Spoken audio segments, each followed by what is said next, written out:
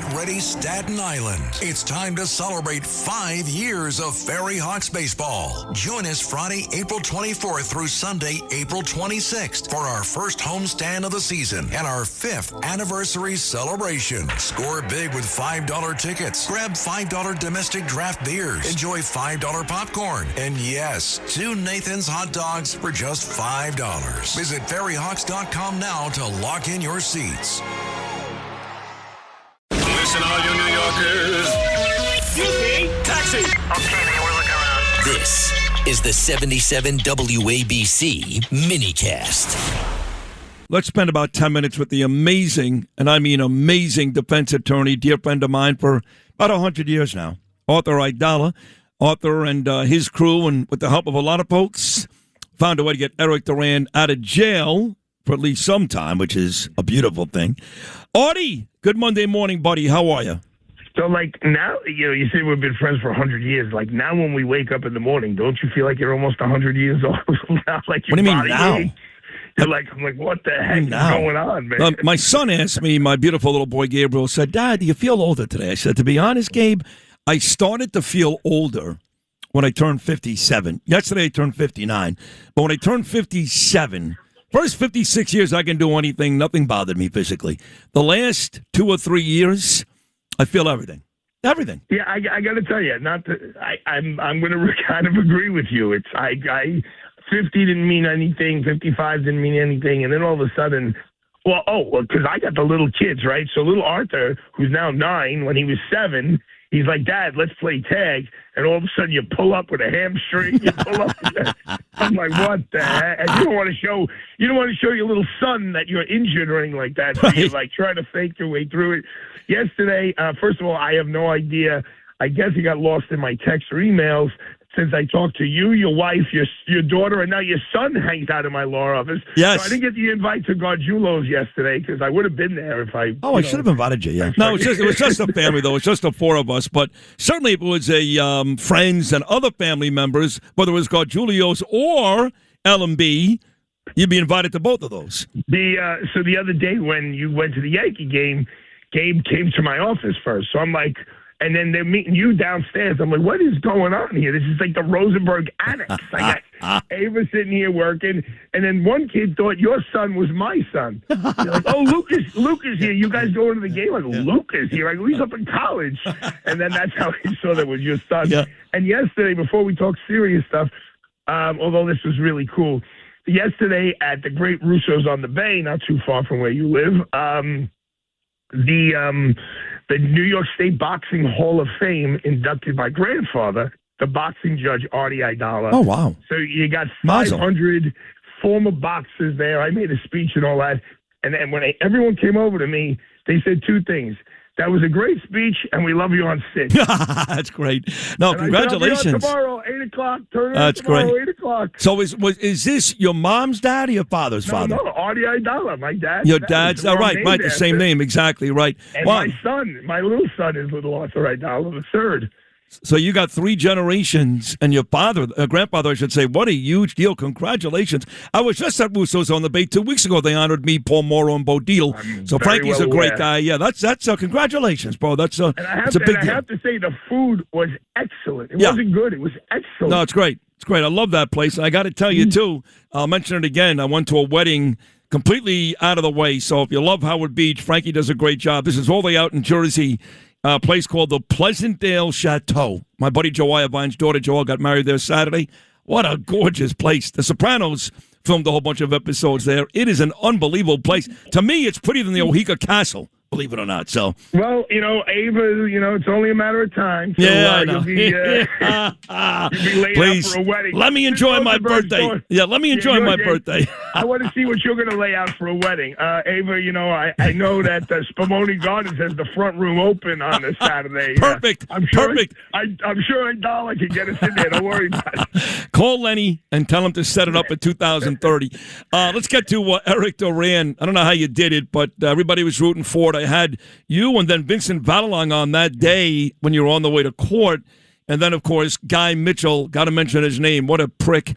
The judge who levied 3 to 9 years on Duran. He did that, and everybody was devastated. All the decent New Yorkers, I mean, not people who don't care. And it looked like he had to go directly to jail, all that. But he's home now. How did you guys work that out? Well, even people who thought he should have gotten convicted were like, okay, but he shouldn't have gotten 3 to 9. Maybe he shouldn't even gotten any jail time. Look, he caused the death of someone. I mean, these are the people who thought he should have gotten convicted, thought that the sentence was outrageous. So real quick, I'll give you a little lesson in the law. When someone goes to jail after sentencing, you have a choice. You can either go to the judge who tried the case, either a judge trial or a jury trial, doesn't matter, and ask them, could you keep him out while the appeal is pending? Or you go over their head to the appellate division and you go to one of theirs, I think 20 some odd judges there. It's the only time you get to request a particular judge. And in this particular case, it was a little difficult because it's a police officer.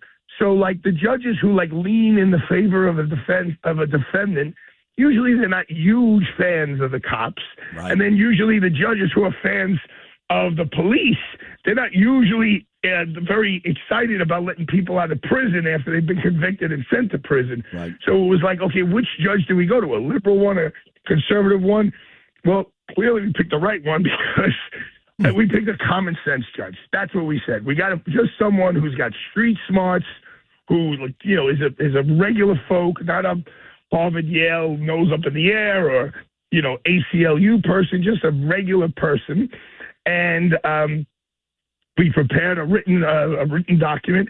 Andrew Quinn, who tried the case, who's the lawyer for the union, spectacular guy, spectacular lawyer. He worked with us. Judge Barry Cammons, who's my law partner, he's a retired judge. He is so well respected in that appellate court. It was basically Friday morning from 11 a.m. till 11:35. There were oral arguments via telephone. And at the end, the judge said, okay, I'll give you my decision by 12:15. And we just got a written decision saying she actually lowered his bail. After the conviction, the judge raised his bail to $350,000 and allowed him to stay out before sentencing.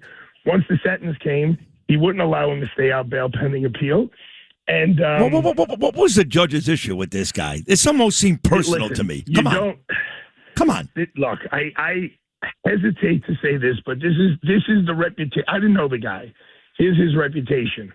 Off the bench, nicest guy in the world, but he is definitely not the sharpest tool in the shed. Got it. And now I don't know. Again, this is all guesswork.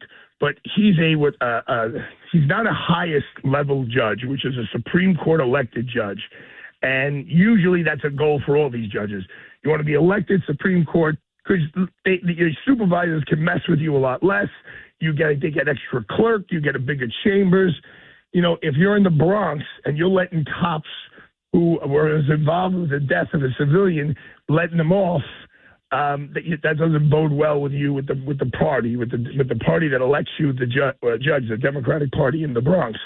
So our uneducated guess is that he didn't want to be the judge who let a cop killer, a civilian killer go. A drug dealer killer. No, it's been a civilian drug dealer. They didn't drag this guy out of church, okay? For folks that don't know, this guy was a drug dealer. He was in the middle of it. He was in the middle of a drug deal. Exactly. Give me a break. And we had the same issue last week. Those detectives who beat the living daylights out of that guy in Brooklyn. Then you saw the whole video and found out the guy did not comply, or nothing would have happened. Okay, so we are so quick to demonize the cops, whether it's the media, the mayor, the judges. Erik Duran, not a blemish on his record. Innocent man. The guy was a drug dealer. Doesn't deserve to die necessarily, but you don't put the cop in jail for that. That's nonsense. I know this sounds like we're minimizing it, but the way Erik hit him in the shoulder when he was riding his bike, this moped thing, heading right towards these cops, if he would have fallen a different way, he would have broke his arm, broke his leg, broke his wrist. Right. He fell in a way where he hit his head. Listen to me. Someone asked me yesterday, was he wearing a helmet? I go, wearing a helmet? He just did a drug deal. And I love the family members of these guys, right? Like George Floyd. Nobody gave a rat's ass about George Floyd. The day he gets murdered by the cop in Minnesota, his brother is in tears. He gets millions and millions of dollars. How about Jordan Neely? Nobody gave a rat's ass about Jordan Neely. Daniel Penny goes on a train, is a hero. He saves a bunch of innocent people from this maniac. And as soon as Jordan Neely dies, his father, who hasn't been around for like 100 years, all of a sudden shows up. You can bet your ass the family of this drug dealer, they're going to sue civilly. They're going to want millions. They already have.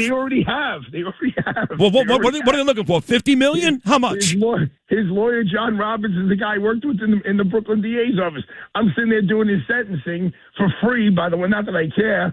But, I did it all pro bono. And I'm looking at my buddy who sat next to me in the Brooklyn DA's office. I'm like, he's going to get a minimum settlement will be a minimum of $6 million. This lawyer will put $2 million in his pocket for doing, and he won't have to do anything. Like the city will, especially under Mamdani, the city will just write a check. They will.